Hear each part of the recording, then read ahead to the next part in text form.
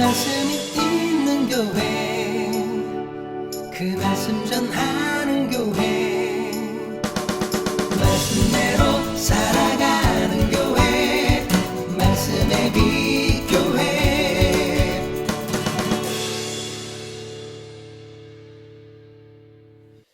자, 오늘은 내게도 보이셨다라는 제목으로 함께 말씀을 나누려고 합니다. 내게도 보이셨다. 이 말씀을 통해서 주님의 은혜를 누리기를 소망하고 축복합니다. 이제 고린도전서로는 아마 오늘이 마지막 전하는 이제는 전하는 날이 아닌가 싶습니다. 1장 1절에서부터 9절까지가 도입부였고 1장 10절부터 15장까지가 본론부에 해당합니다. 그리고 16장은 마지막으로 이 결론부에 해당한다 하겠죠. 근데 이 본론은 크게 두 부분으로 나뉜다고 말씀을 드렸죠. 1장 10절에서 6장까지는 전반부, 7장부터 15장까지는 후반부. 그래서 전반부에서는 이 고린도 교회에 있는 문제들에 대한 바울의 책망과 권면을 기록하고 있었고, 7장에서 15장까지는 고린도 교회 성도들이 아마도 편지로 바울에게 질문한 문제들에 대해서 바울이 목회적으로 답변하고 있는 것을 그 내용으로 한다라고 말씀을 드렸습니다. 어쨌든 고린도 교회가 가지고 있는 문제들에 대한 바울의 책망이든 권면이든 답변이든 그런 겁니다. 특별히 이 후반부는 고린도 교회 성도들이 바울에게 제기한 질문에 대한 답변이었죠. 그러니까 결혼이라든지 우상의 제물을 먹는 문제라든지, 아니면 공적 예배 때 여자가 예배 시간에 머리에 수건을 쓰는 게 옳으냐 어쩌냐 하는 문제, 아니면 성찬 예식을 어떻게 하는 문제, 아니면 영적 은사를 어떻게 사용하는가 하는 이런 공적 예배의 질서와 관련한 문제들에 대한 답변이었어요. 그리고 마지막에 오늘 15장인데 뭐냐면 부활에 관한 이야기입니다. 사실은 후반부에서는 지금까지 바울이 해왔던 얘기와는 조금 결이 다릅니다. 부활은 교리적인 얘기입니다. 사실 앞서 결혼이라든지 우상의 제물을 먹는 문제라든지 공적 예배 때 어떤 이런 부분들은 실제적인 문제들이에요. 신앙생활함에 있어서 실제적인 어떤 문제들에 대한 가르침이고 답변이었다면, 부활에 관한 건 교리적인 답변이에요. 교리적인 문제예요. 그리고 사실은 고린도 교회 성도들이 부활에 관해서 질문해서 바울이 답변한 것 같지는 않습니다. 이유가 뭐냐면 앞서 결혼이나 이런 문제들에 대해서는 바울이 무엇에 대해서 답을 쓴다라고 합니다. 뭐뭐에 관하여, 무엇에 대하여. 이 뭐뭐에 관하여라는 전치사 페리를 사용해서 그와 관련한 설명들을 쭉 답변을 했어요. 근데 부활과 관련해서는 그런 표현이 없습니다. 그러니까 이러보건대 부활에 대한 질문을 해서 바울이 답변하는 게 아니고 다른 답변들을 다 쓰고 나서 마지막에 바울이 이 부활을 마지막으로 편지에 기록하고 있는 것으로 보입니다. 이유는 이게 가장 중요한 문제인데 고린도 교회에 여기에 문제가 생겼기 때문으로 보입니다. 분명 바울은 부활을 전했어요. 그래서 고린도 교회 성도들도 부활을 믿고 믿음 안에 섰습니다. 좀 이따 살펴보겠지만 1절 말씀에 그들은 분명히 전한 부활을 받아들이고 믿고 그 가운데 섰어요. 그런데 여기에 대해서 회의적인 시각을 가진 사람들이 생긴 것 같습니다. 부활을 의심한다거나 어떻게 사람이 부활할 수 있느냐, 아니면 어떻게 사람이 부활을 하느냐, 어떤 몸으로 부활하느냐라는 의문을 가진 거예요. 그래서 바울은 그들이 묻지 않았지만 이 문제만큼은 언급하지 않을 수 없었던 겁니다. 그래서 명확하게 그들에 대해서, 부활에 대해서 가르치고 있는 겁니다. 그러니까 고린도 교회에 어떻게 부활에 대해서 회의적인 시선이 이렇게 그런 태도가 침투하게 됐는지는 명확하지 않지만 아마도 헬라 사상의 영향이 크지 않나 싶습니다. 첫 주에 제가 스토아 철학이나 에피쿠로스 철학이라고 말씀을 드렸죠. 우리 학생들은 학교 다닐 때 많이 들었던 거죠. 근데 이게 성경에서는 오늘 이 부분과 연결이 됩니다. 그들은 좀 영혼은 존귀한 거지만 육체나 몸은 뭐예요? 아주 천시합니다. 이게 극단으로 갔을 때 지나친 금욕주의로 가면 스토아 철학이고 지나친 쾌락주의로 가면 에피쿠로스다라고 말씀을 드렸죠. 그러니까 영혼만 고귀하게 여기고 육체는 아주 천한 것으로 여겨요. 그런 이들에게 몸의 부활은 별로 매력이 없어요. 별로 관심이 없어요. 그러든지 말든지. 그러다 보니까 이처럼 부활에 대한 회의적인 태도가 점점 물들게 된 것이 아닌가 싶습니다. 그러니까 이러한 그들의 태도는, 부활에 대한 그들의 의구심은 두 가지로 대변될 수 있겠습니다. 첫 번째는 진짜 부활이 가능한가? 부활이 정말 있는가라는 거예요. 자, 고린도전서 15장 12절 말씀입니다. 고린도 교회에 있는 그들의 의문 첫째입니다. 그리스도께서 죽은 자 가운데서 다시 살아나셨다 전파되었거늘 너희 중에서 어떤 사람들은 어찌하여 죽은 자 가운데서 부활이 없다 하느냐. 누군가는 그걸 의심한 거죠. 진짜 부활이 있냐? 정말 예수가 부활한 게 맞냐? 부활이 가능하냐? 부활이 실제로 있느냐 없느냐의 의문을 가진 거예요. 그래서 어떤 이들은 부활이 없다라고 믿는 이들이 생겼다는 겁니다. 둘째는 그래, 만약 부활이 가능하다 치자. 그러면 부활할 때 어떤 몸으로 부활하는가예요. 어떻게 부활하는가예요. 그들은 영은 부활을 믿지만 몸의 부활은 믿지 않는 겁니다. 자, 고린도전서 15장 35절입니다. 누가 묻기를 죽은 자들이 어떻게 다시 살아나며 어떠한 몸으로 오느냐 하리니. 바울이 전한 부활은 뭐예요? 영과 육이 다 부활하는 거예요. 그때가 되면. 근데 이 사람들은 야, 어떻게 부활하느냐, 어떻게 몸으로 오느냐, 어떠한 몸으로 살아나고 어떠한 몸으로 오느냐라는 거예요. 이 두 가지 질문은 뭐예요? 둘 다 부활에 대한 부정적인 시각으로 불신앙적인 태도입니다. 부활이 있느냐 없느냐든 부활이 어떤 몸으로 하는, 우리처럼 궁금해서 물어본 게 아니라 아니다, 그럼 너희가 전하는 부활은 믿지 않는다, 거부한다라는 의문을 가지고 제기하는 겁니다. 근데 고린도 교회 안에 이처럼 부정적이고 회의적인 시각을 가진 사람들이 많이 생겼다는 거예요. 그러니까 단순히 묵과하고 넘어갈 수 없는 부분이죠. 그냥 여기다 뭐 에어컨을 설치하느냐 마느냐, 아니면 밥을 먹느냐 마느냐 정도면 얼마든지 들어줄 수 있지만 그런 문제가 아닙니다. 반드시 짚고 넘어가야 돼. 왜? 이게 그리스도교, 기독교의 신앙의 핵심이기 때문입니다. 자, 3절, 4절 말씀입니다. 3절, 4절 함께 한번 읽어보겠습니다. 시작.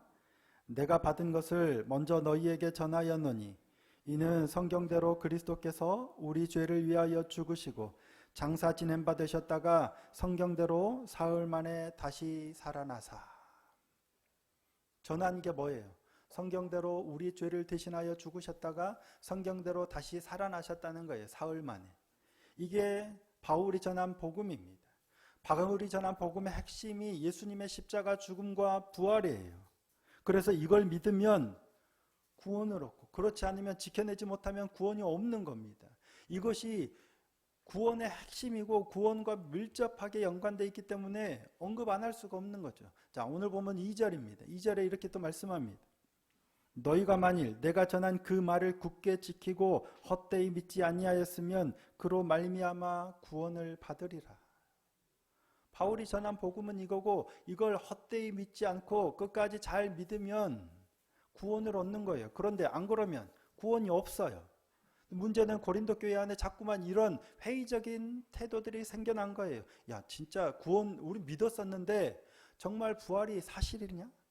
사실이라고 하면 야, 자꾸 저 사람들은 이렇게 얘기하는데 육신은 아무것도 아니라는데 점점점 그러다 보니까 부활하면 우리 몸은 어떻게 되느냐?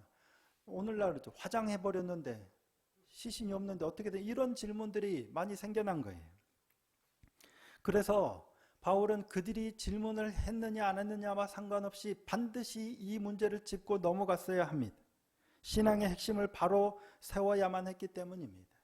그래서 바울은 자신이 전했던 복음, 그들이 먼저 받아들였던 복음에 관해서 먼저 일깨웁니다. 너희가 들었고 너희가 믿지 않았느냐라고 너희들이 가졌던 믿음에 대해서 다시금 일깨웁니다. 자, 오늘 보면 1절 말씀을 다시 한 번만 읽어보겠습니다. 1절입니다. 시작. 형제들아, 내가 너희에게 전한 복음을 너희에게 알게 하노니 이는 너희가 받은 것이요 또 그 가운데 선 것이라. 바울이 전한 복음을 너희가 알게 하노니 일깨우는 거예요. 내가 예전에 전했던 복음을 너희가 다시 기억해봐라. 너희가 받은 거고 또 그 가운데 섰던 거라는 거예요. 그러니까 바울은 이건 너무 당연한 거다라는 사실을 그냥 주장하기보다는 논리적으로 논증을 통해서 그들을 설득하고 있는 겁니다. 근데 받은 것과 그 가운데 선 것이라는 것은 시제상으로 완료형에 해당합니다. 뭐예요? 이미 받았던 거예요. 이미 그 가운데 섰던 거예요. 완료형이라는 것은 과거에 이미 이루어진 일의 결과가 오늘까지 그대로 이어지고 있다라는 시제의 의미를 가지고 있습니다. 너희가 이미 받았고 그 가운데 서 있는 것 아니냐. 그래서 그 부활을 믿고 믿음 안에 있는 것 아니냐. 그런데 왜 자꾸 너희 안에서 의심이 일어나느냐. 왜 회의하는 자들이 자꾸만 생기느냐라는 어떤 책망이 담겨 있는 겁니다. 그러면서 너희가 받아들이고 믿었던 그 복음, 즉 예수 그리스도의 십자가와 부활이 역사적이라는 사실에 강조합니다. 그게 그냥 전한 게 아니고 실제 있었던 역사적인 사실을 경험했던 걸 전한 거 아니냐. 그걸 강조합니다. 이를 위해서 바울이 취하고 있는 방법이 뭡니까? 예수님을, 부활하신 예수님을 만난 증인들을 열거합니다. 게바가 만났고 또 12 사도도 만났고 500여 형제도 만났는데 뭐예요? 그들 중 대다수는 오늘까지 살아있다는 거예요. 야, 우리 주변에 게바, 베드로도 그렇고 사도들도 그렇고 500여 형제가 일시에 부활하신 예수님을 만났는데 그들 중에 오늘 또 살아있는 사람이 얼마나 많냐는 거예요. 그리고 마지막에 누구까지 만났다는 거예요? 나도. 맨 마지막에 만삭되지 못해 난 자 같은 내게도 보이셨다. 자, 8절 말씀입니다. 맨 나중에 만삭되지 못하여 난 자 같은 내게도 보이셨느니라. 나도 만났다는 거예요. 부활하신 예수님께서는 내게도 나타나셨다는 거예요. 그래서 그 내가 만난 그 부활하신 예수님을 지금 너희에게 전했고 너희가 그 내가 전한 복음 안에 섰던 것 아니냐는 거예요. 그래서 너희가 믿었지 않느냐는 거예요. 자, 11절입니다. 그러므로 나나 그들이나 이같이 전파하며 너희도 이같이 믿었느니라. 그래서 너희가 믿은 거 아니냐는 거예요. 그들도 부활하신 예수님을 만난 걸 전했더니 너희가 믿었고 나도 만나서 내가 전해서 너희가 믿었지 않느냐라고 하는 거예요. 수많은 제자들과 바울은 부활하신 예수님을 직접 만나고 경험했습니다. 그리고 자신이 만난 예수님을 전했습니다. 그래서 이 사람들이 분명히 믿음을 가진 거예요. 여러분도 그래서 믿음을 가졌죠. 누군가가 만난 부활하신 예수님을 만난 그 소식을 전해 듣고 우리가 믿음을 가졌잖아요. 그냥 어느 날 뚝 갑자기 믿어진 게 아니잖아요.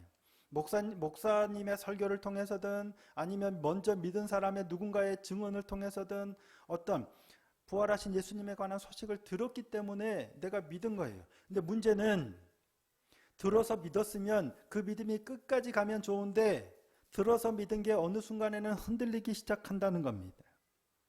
들은 것만으로는 믿음을 견고히 붙들기가 어려워요. 옆에서 누군가 다른 소리를 이렇게 살살살 하면 넘어가기 너무 쉬워요. 현혹되기 쉽습니다. 분명히 내가 듣고 분명히 내가 확실히 믿었는데 누가 옆에서 살살 다른 소리를 하니까 자꾸만 그런가 하고 넘어지더라는 거예요. 그래서 헬라 철학으로 자꾸만 이런 이야기들을 하니까 넘어가는 거예요. 사실은 우리는 내 이성으로, 내 지식으로, 내 경험으로 내가 다 생각해보고 철저히 해보면 내가 분별할 수 있어 라고 확신하지만 거의 불가능합니다. 내 이성으로, 내 지식으로, 내 경험으로 내가 판단해서 이거는 맞고 이거는 틀려 판단할 수 있다라고 나는 확신하지만 거의 불가능한 게 아니라 아예 불가능합니다. 하와가 뱀의 유혹 앞에 무너진 것, 그녀가 특별히 연약해서가 아닙니다. 하와가 여자라서 그랬던 것도 아니고요. 하와가 특별히 의지력이 약해서 그랬던 것도 아닙니다. 그게 인간의 본성입니다. 누군가가 옆에서 살살살 하면 쉽게 귀가 특별히 얇고 이런 거 다 마찬가지입니다. 이게 우리의 연약하고 이게 우리의 죄성입니다. 오늘날 가짜 뉴스와 거짓 정보가 엄청나게 판치는 이유가 바로 이것 때문이에요.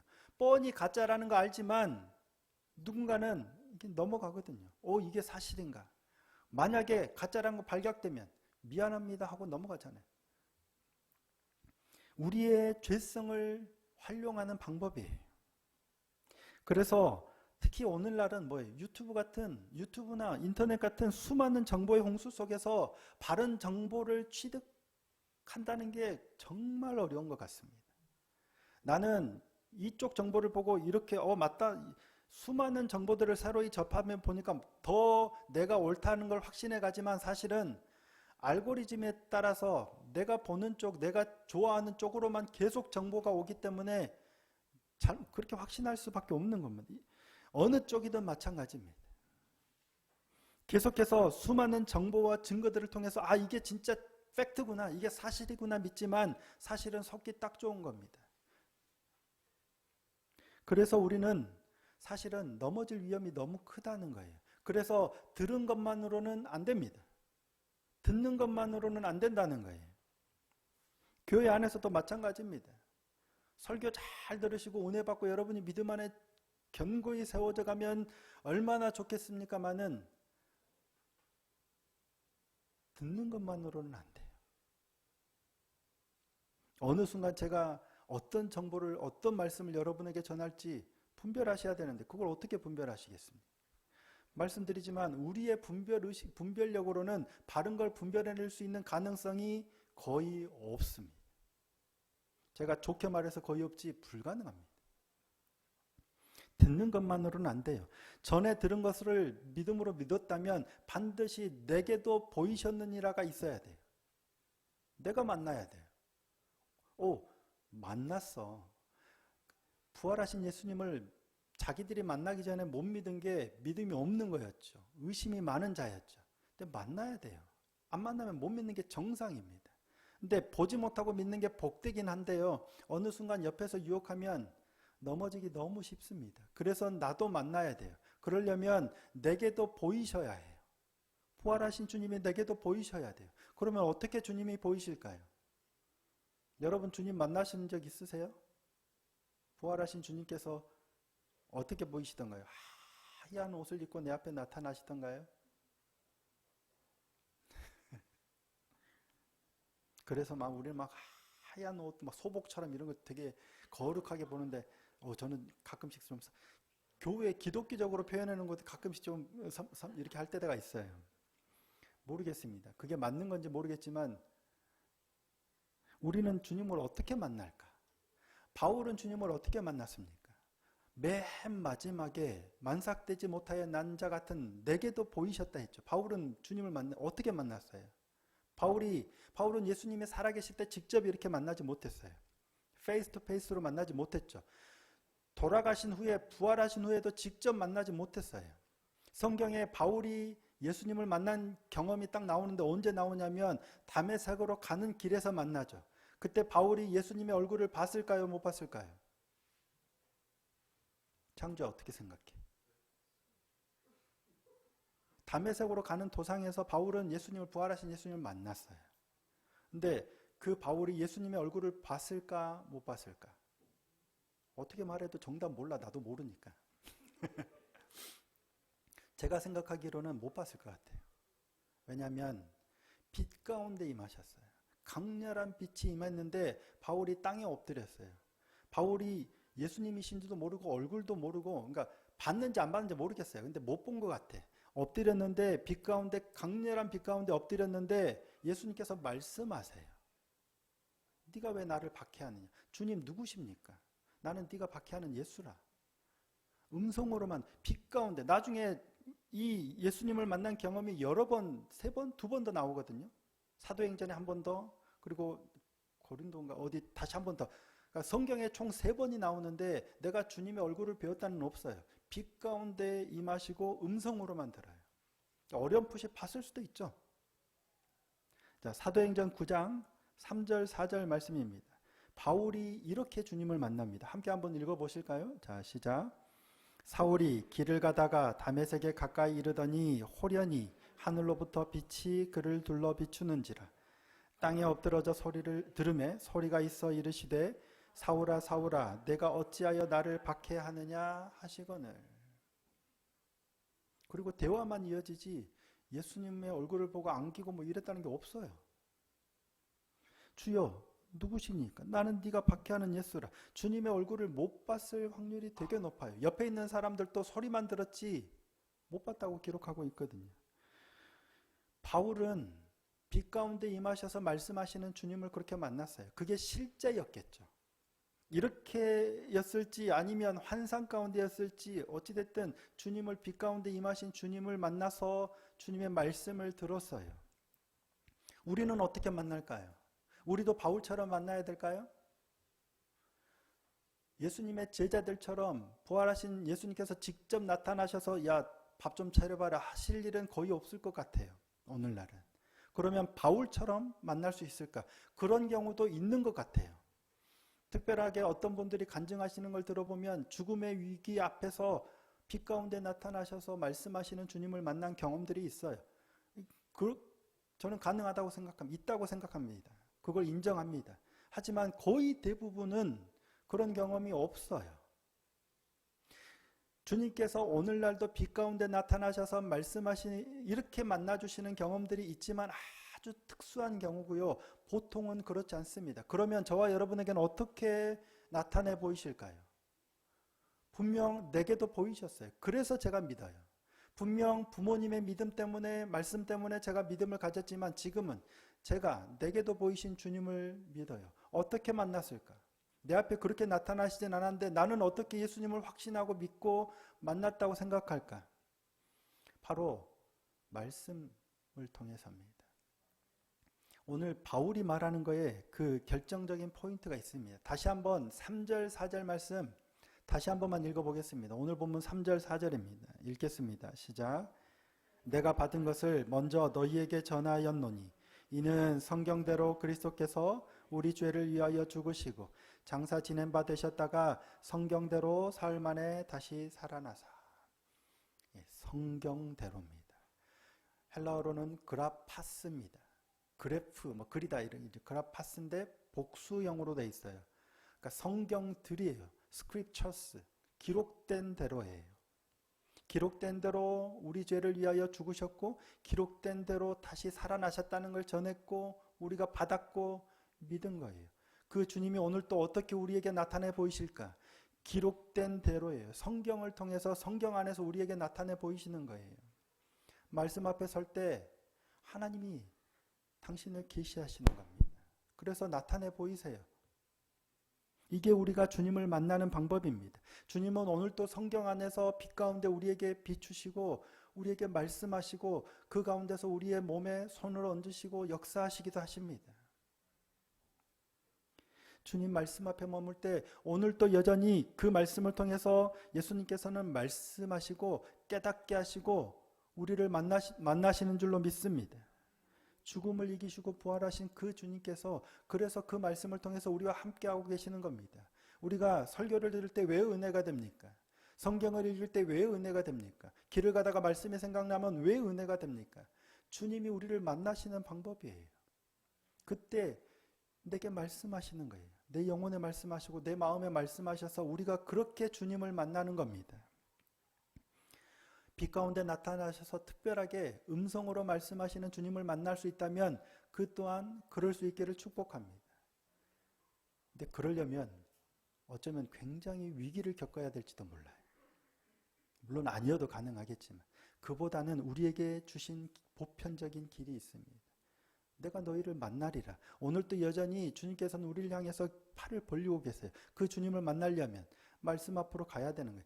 누군가를 통해서 듣는 얘기가 아니라 여러분이 말씀 앞으로 나갈 때 주님께서 직접 나타내 보이실 줄 믿습니다. 나는 이렇다. 내가 너를 사랑한다. 내가 오늘도 너와 함께하고 있다. 여전히 우리에게 말씀하실 거예요. 너 왜 나 박해하느냐? 라고 말씀하실 수도 있지만 네가 나를 사랑해줘서 너무 고맙다. 그 말씀을 들으면 얼마나 좋을까요? 어떤 말씀이든지 오늘도 여전히 세상에 수많은 흩어지는 그러한 말들이 아니라 유튜브든 이거 흩어지는 말들이 아니라 우리에게 주신 말씀을 통하여 말씀하시는 그 주님의 음성을 듣고 내게도 보이시는 주님을 만나 흔들리지 않는 믿음 가운데 구원을 이뤄가는 참된 신앙인이 될 수 있기를 예수님의 이름으로 축복합니다.